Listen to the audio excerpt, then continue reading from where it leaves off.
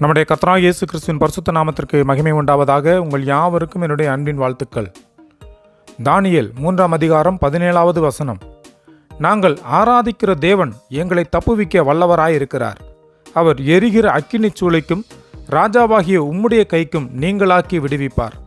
பிரியமானவர்களே, தானியேல் 3ஆம் அதிகாரம் முழுமையுமாக படித்தீர்களானால் இந்த சம்பவத்திற்கு முற்பகுதியையும் பிற்பகுதியையும் தெரிந்து கொள்ளலாம்.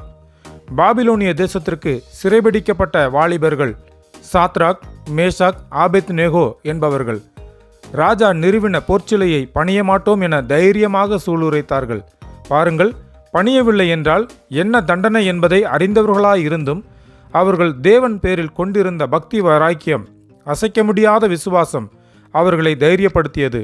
அக்கினி சூளைக்கு மட்டுமல்ல, சர்வ அதிகாரத்தையும் உடைய ராஜாவாகிய உமது கைக்கும், கவனியுங்கள், சிறைபிடிக்கப்பட்ட அகதிகளாயிருந்த போதும் தங்கள் மீது முழு அதிகாரம் கொண்ட அன்றைய காலகட்டங்களில் அண்டை நாடுகளும் கண்டு அஞ்சின ராஜாவை நோக்கி அவர்கள் கூறினது, உமது கைக்கும் நீங்களாக்கி விடுவிப்பார் என்று.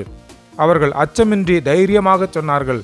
ஓ நண்பனே, இன்றைக்கு நீங்களும் நானும் அப்படிப்பட்ட ஒரு சூழலிலே காணப்படுவோமானால் நம்முடைய காரியம் எப்படியாயிருக்கும்? கூட்டத்தோடு கூட்டமாக பணிந்து விடுவோம். போதாததற்கு ஒரு டயலாக் வேற சொல்லுவோம். என் உள்ளத்தை ஆண்டவர் அறிவார், இதை நான் மனதார செய்யவில்லை என்று கூறியிருப்போம். ஆனால் அவர்கள் அப்படி அல்ல.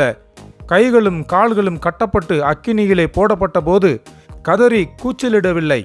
வேதமும் அப்படித்தான் சொல்லுகிறது. ஆனால் அவர்கள் அக்கினியிலே போடப்பட்ட போது சர்வ அதிகாரம் படைத்த அந்த ராஜாவை அவனுடைய சிங்காசனத்தில் இருந்து எழுந்து நின்று திகைக்க வைத்தது.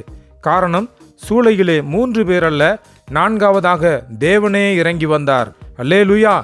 இறுதி வரை எந்த மாற்றமுமே நம்முடைய வாழ்வில் காணப்படாமல் இருக்கலாம். ஆனால் நினைவில் கொள்ளுங்கள், உங்களுடைய உறுதியான விசுவாசம் இறுதி நொடியில் ஆண்டவரையே கீழே இறங்கி வரச் செய்யும். எனவே விசுவாசத்தில் உறுதியாய், தைரியமாய், கர்த்தருக்கென்று சாட்சியாய் வாழ்வோம். மற்றவர்களை விசுவாசத்தில் வழிநடத்தும் முன்னோடிகளாய் காணப்படுவோம். கர்த்தர்தாமே நம்மை ஆசீர்வதிப்பாராக. ஆமேன்.